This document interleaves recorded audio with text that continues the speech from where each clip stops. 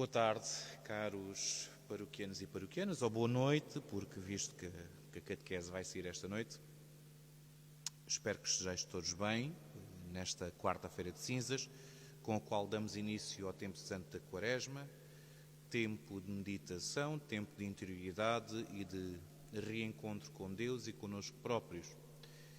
E, de alguma forma, a nossa catequese hoje vai ser um bocadinho diferente. Hoje não vai haver folhinha para ficarmos, e não vai haver porquê? Porque a catequese foge àquilo que é a programação normal, digamos assim, do currículo da formação catequética, e como tal não farei neste encontro, ou melhor, neste ano de formação, a folha, mas quando depois nós entrarmos, depois de entrarmos no Novo Testamento, voltarmos a falar na dimensão litúrgica, então aí nós conseguiremos falar e ter a folhinha com os elementos base. Agora quero deixar-vos nesta catequese de hoje apenas alguns elementos que podemos dizer são assim uma base programática para uma quaresma bem vivida. E nada como começar com a oração, que já é costume da nossa parte. Em nome do Pai, do Filho e do Espírito Santo. Amém. Pai nosso, que estais nos céus, santificado seja o vosso nome, venha a nós o vosso reino, seja feita a vossa vontade, assim na terra como no céu. O pão nosso de cada dia nos dai hoje, perdoai-nos as nossas ofensas, assim como nós perdoamos a quem nos tem ofendido. E não nos deixeis cair em tentação, mas livrai-nos do mal. Então, vamos dar início da seguinte forma. A grande mensagem da Quaresma passa pela conversão e pelo arrependimento. Eu começava por pegar num texto da Sagrada Escritura, do Evangelho de Mateus, e a grande mensagem que João, de alguma forma, proclamava era exatamente o arrependimento. João dizia, aqui no capítulo 3 de Mateus, dizia aos fariseus e saduceus que vinham ao batismo: raça de víboras, quem vos ensinou a fugir da ira que está para vir, produzia então frutos dignos de arrependimento. Produzir frutos dignos de arrependimento. E isto, o que é que será a palavra arrepender-se? O que é que quererá dizer a palavra arrepender-se? Temos que ir, cá está, mais uma vez, ao pensamento e à mentalidade hebraica, judaica.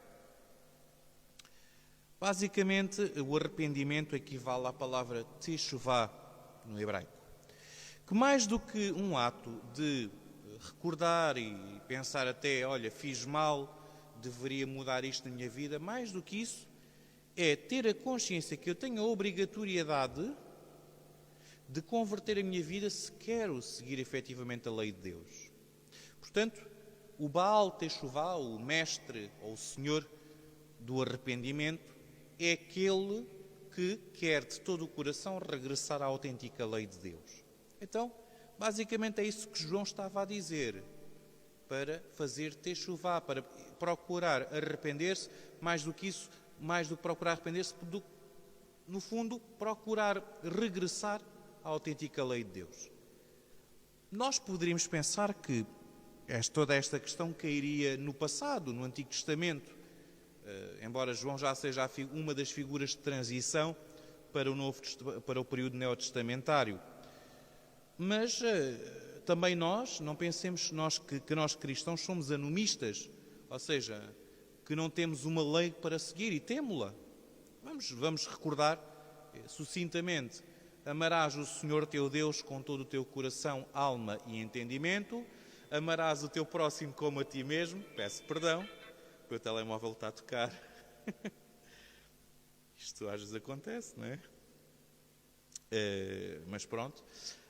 Amarás o teu próximo como a ti mesmo, e o mandamento deixado por Jesus é este: o meu mandamento, amai-vos uns aos outros como eu os amei. Então, a lei do cristão parte da premissa do amor. A premissa do amor: amarás, amarás, amar.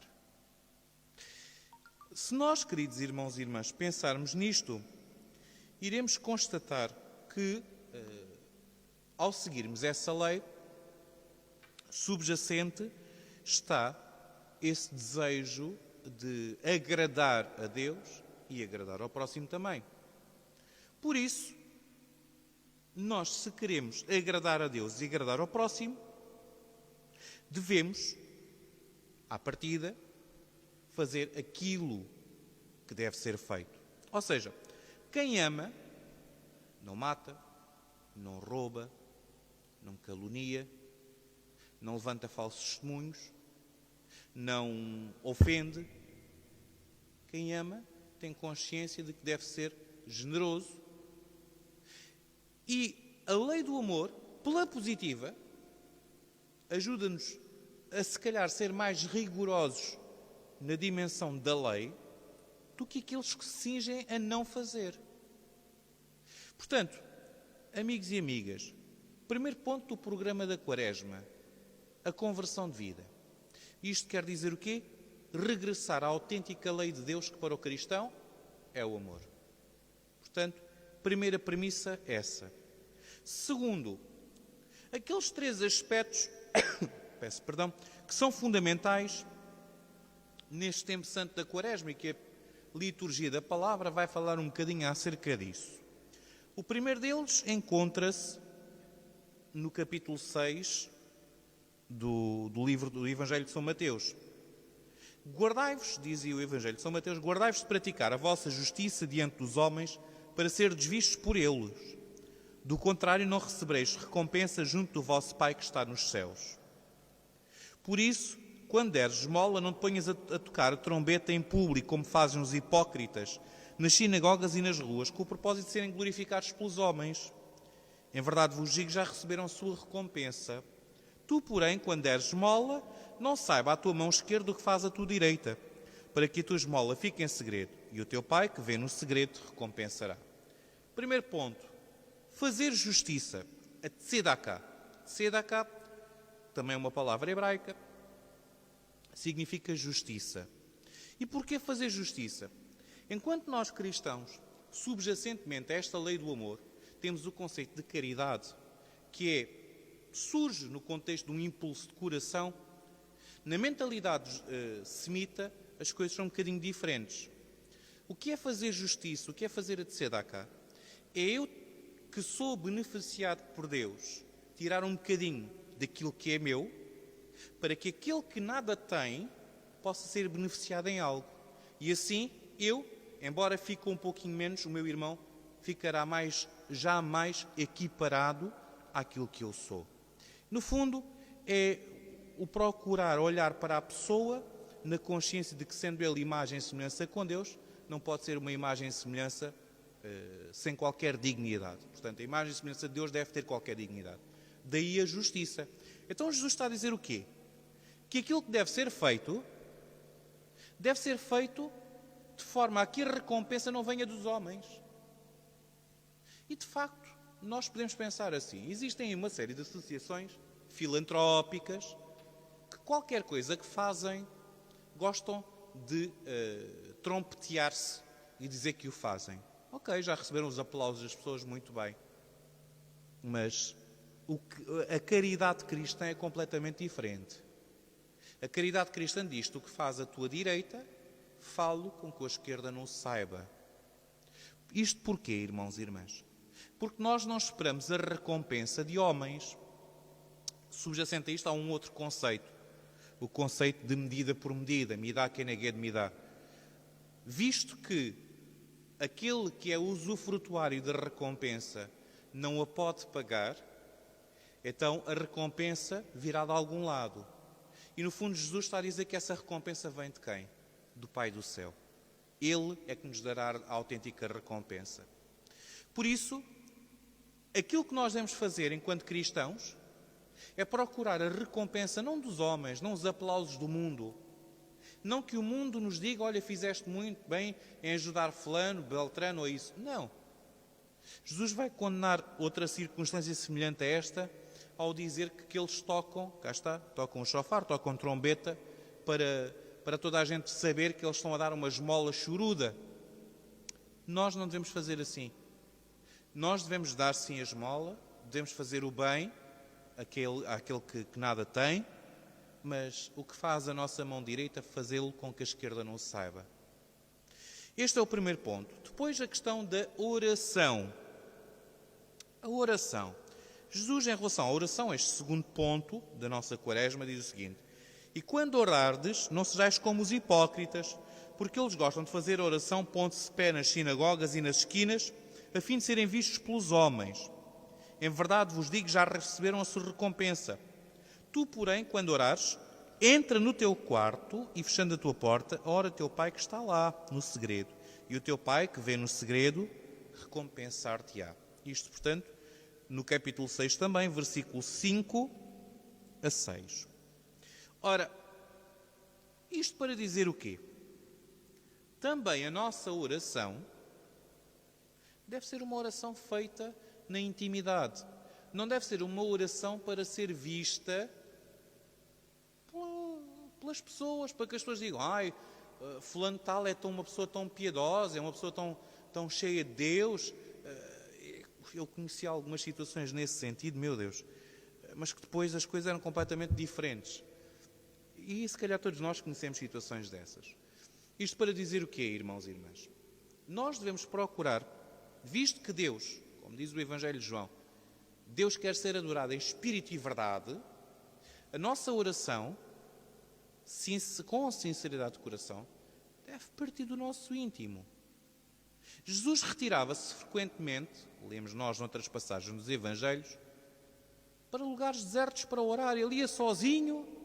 Houve uma circunstância então que andaram feitos malucos à procura dele, porque ele tinha-se retirado antes do nascer do sol para ir fazer a oração da manhã. Lá tinha ido ele. E deve ter ficado tanto tempo em oração que depois andaram feitos malucos à procura dele. Não o encontravam. E quando o encontraram, lá o Pedro disse logo: olha, todos te procuram. Todos estão à tua procura. Onde é que tu andaste? Irmãos e irmãs, também a nossa oração deve ser assim.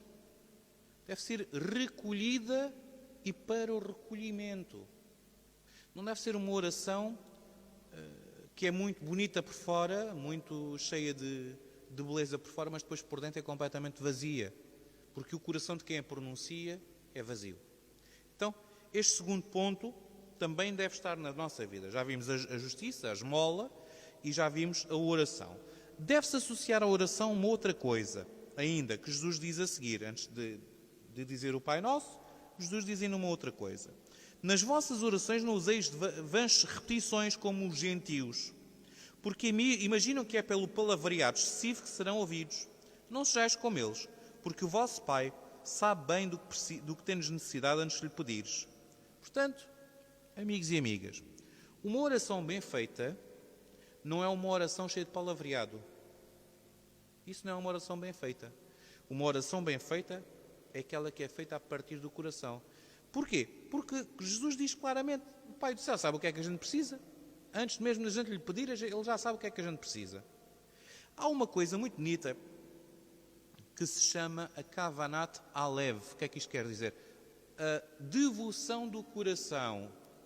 A devoção do coração nada mais é do que nós, quando iniciamos a oração, pormos-nos sob a proteção, sob o manto de Deus, não é? Que está até no povo judaico está simbolizado naquele manto de oração que eles cobrem, pôr-nos sobre o manto de Deus e nessa altura entrarmos em recolhimento, em segredo com Deus. Ali estarmos em diálogo com Ele, assim como um filho fala com o pai. Isso chama-se essa devoção de coração. Esse recolhimento íntimo e interior no diálogo com Deus. É claro que não se dimire a oração comunitária. A oração comunitária é importante, porque ninguém se salva sozinho. Mas, além, a par e passo da oração comunitária, também deve estar a oração pessoal. Então, o tempo santo da Quaresma é bom também para aprofundarmos esta questão. Depois, agora sim, embarcamos no outro ponto que tem que ver com o jejum. Meus amigos e minhas amigas, é importante jejuar.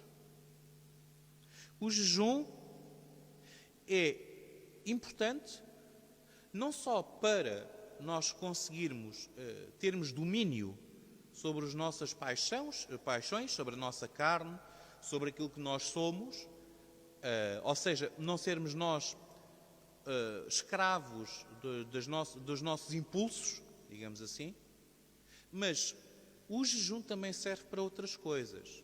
E não é só para perder peso, como alguém uma vez me disse. O jejum serve, acima de tudo, para nós abdicarmos de algo em prol de outros. Isto para dizer o quê? A pessoa que faz jejum, por exemplo, jejua de beber café, ou jejua de comer determinado doce, ou determinadas coisas, por que não colocar esse dinheiro à parte e dar a quem mais precisa, a quem nada tem, como nós falámos ainda há bocado, da esmola. E além disso, este é um tipo de jejum. O jejuar para proveito dos outros. Mas, se é importante, nos tempos prescritos pela Santa Igreja, de jejuar, portanto, as quartas-feiras da Quaresma e as sextas-feiras, ou então só quarta-feira de cinzas, depois às sextas-feiras e sexta-feira santa, peço perdão, porque não, ao jejuar disso, que é importante, não jejuar também noutras coisas que são ainda mais importantes. E que coisas são essas que são mais importantes? O jejum da maledicência, de falar mal. O jejum da mordacidade, de ser crítico em relação aos outros. O jejum de tudo aquilo que é mau e que possa abundar no coração humano. Esse é o jejum agradável a Deus. Não me serviria de nada eu estar a jejuar neste momento e a seguir andar a dar punhadas no meu irmão. Isso não me serviria de nada. Muito pelo contrário, eu acho que, penso eu, que teria muito mais a perder se eu praticasse jejum nessa circunstância, sendo mau para o meu irmão, do que seria proveitoso para a minha alma. Então, pois, se o jejum exterior é importante, o interior ainda mais importante é. Por isso, minhas irmãs e meus irmãos, é importante jejuar de carne, é importante jejuar de marisco. Não vamos a gente trocar a carne pelo marisco. É importante jejuar todas aquelas coisas que são excessivas e supérfluas na nossa vida. Para quê? Para irmos ao essencial. Mas mais importante é que esse essencial parta do nosso coração. Então, estes 3 pontos, como já vimos, começando pelo fim, o jejum, a oração e a esmola. 3 pontos para vivermos bem este tempo santo da Quaresma. Mas não nos fiquemos por aqui. Neste tempo santo da Quaresma, aqueles que já fomos batizados, procuremos associar-nos à paixão de Jesus. À sexta-feira, ler uma narrativa de um evangelho para recordar e meditar na paixão do Senhor. E quando eu digo a paixão, é só mesmo até a paixão, não é a ressurreição. Lá teremos tempo para celebrar a ressurreição. Meditar na paixão. Nós, infelizmente, temos assistido no seio da nossa igreja a algumas coisas que depois acabam por perder a sua essência. Uma delas, e quem sabe e me conhece sabe que eu sou um bocadinho avesso à 15ª estação das vias sacras. Até primeiro porque foi uma invenção criada e que não tem qualquer fundamento litúrgico, apesar da via sacra ser uma paraliturgia, não é propriamente uma liturgia, mas tem um contexto. E qual é o contexto? Para quem não conhece a história da via sacra, a via sacra é criada pelos franciscanos e serve exatamente para, na sexta-feira, portanto no dia em que se comemora a paixão do Senhor, meditar na paixão e morte do Senhor. É para isso que serve. Não é paixão, morte e ressurreição. Ressurreição virá depois, no domingo de Páscoa. A gente já sabe que o Senhor ressuscitou, sabemos perfeitamente disso. Mas ali é para meditar na paixão e morte. Isto é fruto também de uma sociedade em que nós vivemos. Nós pensamos que nós vivemos numa sociedade que tenta tirar a dor do meio das nossas vidas. Quando a gente de facto está mal, não é? E sofre com alguma maleita e vamos ao hospital, a primeira coisa que nos perguntam é: tem muitas dores? Então a primeira coisa que nos tentam fazer é tirar as dores. Muito bem. Mas no dia a dia nós temos que nos confrontar com a dor. Quando perdemos alguém que amamos, quando alguém que amamos deixa de estar entre nós, temos que nos confrontar com essa dor. Faz parte da vida. A dor é uma parte do processo da vida. Da mesma forma, este processo na paixão e morte do Senhor é importante. É importante nós meditarmos na paixão e morte para depois, ainda melhor, saborearmos a ressurreição. É algo que eu acho que é importante nós termos em conta. Mas pronto. Por isso eu desafio-vos nas vossas casas, por um lado, a fazer, porque não, às 3 horas da tarde, à sexta-feira, às 3 horas da tarde, a Via Sacra, começar a fazer a Via Sacra do Senhor, meditando nas 14 estações da Paixão do Senhor, mas também associando-vos à sexta-feira, lendo uma narrativa de um dos Evangelhos, desde a Paixão até à morte e sepultamento de Jesus. Portanto, no fundo, até à 14ª estação. Isto para dizer o quê? Que o Senhor, efetivamente, depois de ter feito um de nós, depois de Ele ter iniciado a sua peregrinação como ser humano neste mundo, apesar de ser Deus, Ele também vivenciou as nossas dores. Se nós lermos os cânticos do servo de Javé no Antigo Testamento, no profeta Isaías, vamos perceber essa dinâmica do quanto, por um lado, Deus nos ama e, ao mesmo tempo, o quanto, depois, Jesus vai assimilar na sua missão esse amor pela humanidade até ao ponto de amar louca e apaixonadamente. Isto é o quê? Dando a sua vida. Então, irmãos e irmãs, este desafio da Quaresma é importante que nós o façamos. E esta caminhada é importante que nós a façamos. Para quê? Para vivermos bem este tempo santo da Quaresma. E, de alguma forma, recapitulando um bocadinho. Então, nós devemos preparar o nosso coração para seguir a autêntica lei de Deus. Recordar que ser cristão não é sinónimo de não ter uma lei a cumprir, e a nossa lei tem um nome, é a lei do amor. Segundo, os 3 pilares que nós devemos seguir de uma boa Quaresma: a oração, o jejum e a esmola. A esmola, neste tempo de pandemia, ó Padre Miguel, mas agora como é que eu vou à rua ver a esmola? A esmola pode ser do teu tempo.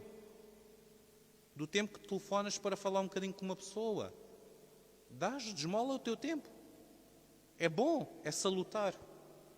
Já que não se pode dar outro tipo de esmola, ou perguntar se alguém precisa de alguma coisa, e se tens essa possibilidade, perguntar se alguém precisa de alguma coisa de uma ordem material, é uma forma de ajudar. Portanto, a oração, a esmola e o jejum.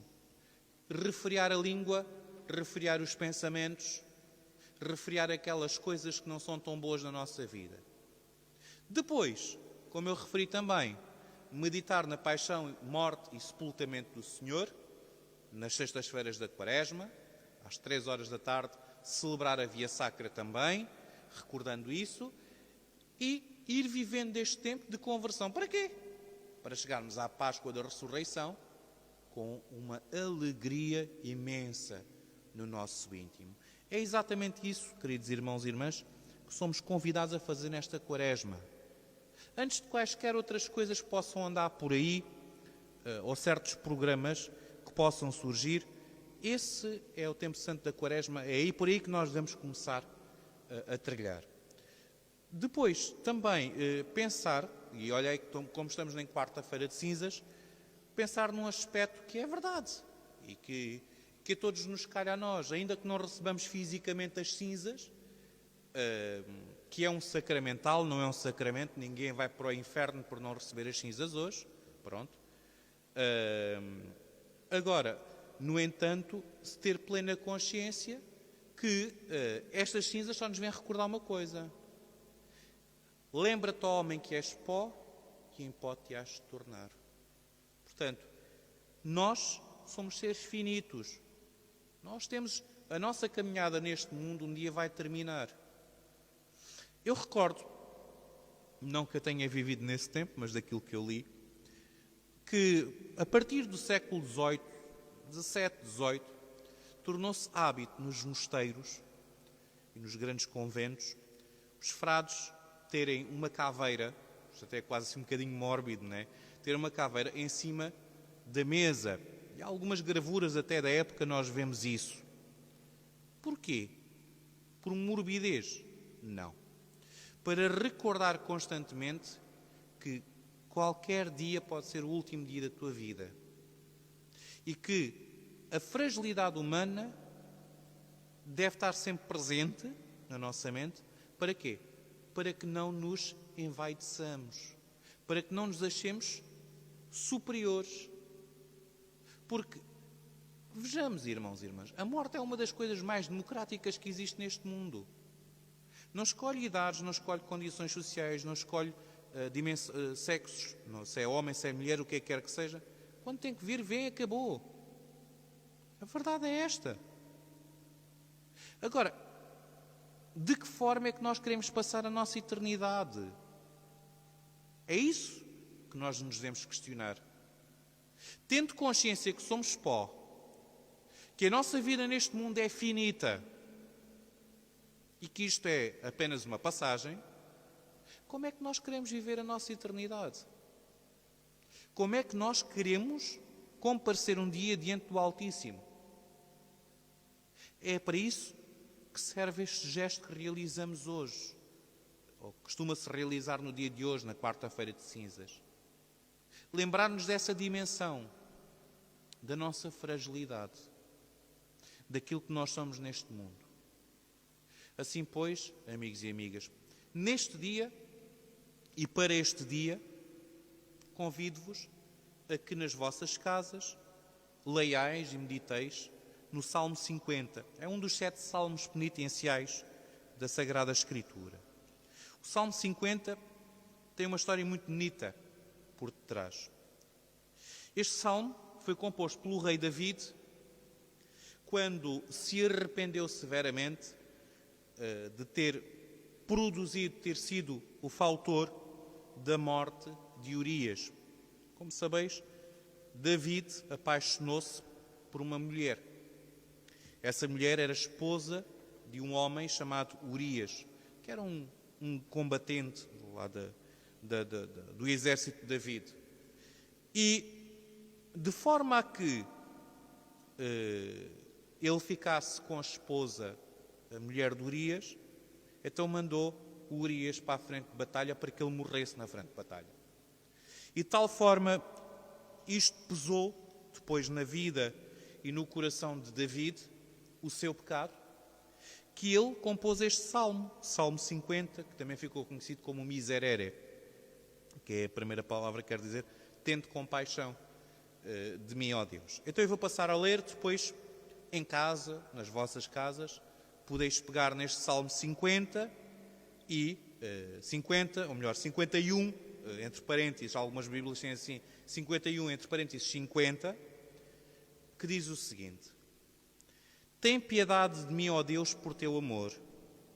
Apaga as minhas transgressões pela tua grande compaixão. Lava-me inteiro da minha iniquidade e purifica-me do meu pecado.